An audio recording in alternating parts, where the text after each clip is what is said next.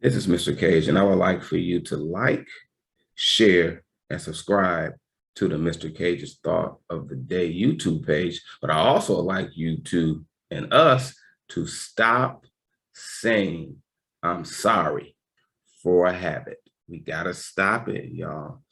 When I worked for Joliet Job Corps, I was what's called an OA CPP coordinator. OA stands for Outreach and Admission. CPP stands for Career Preparation Period. And one of my responsibilities with that job was to do what was called pre-arrival calls. Every student that came into that center from the years of 2011 to about 2016, I was primarily responsible for getting in contact with those individuals, taking them through the pre-arrival call, asking them different questions. Now, when we had students that were minors, of course, we had to get in contact with the parent and the student at one time.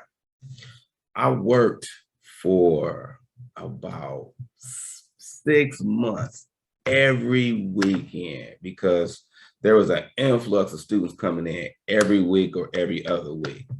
That meant that I took work home with me, which brings us to this quick story. It was a Sunday, I had calls scheduled, had already talked to the parents saying that I would call them at a certain time.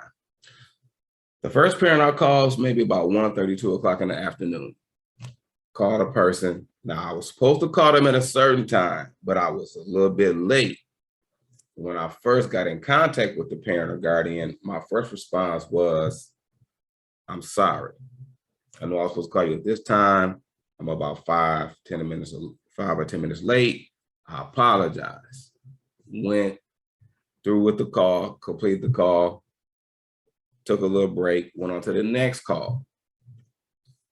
I was late again, maybe 5 or 10 minutes late with the call, went through the process, completed it, and I was done.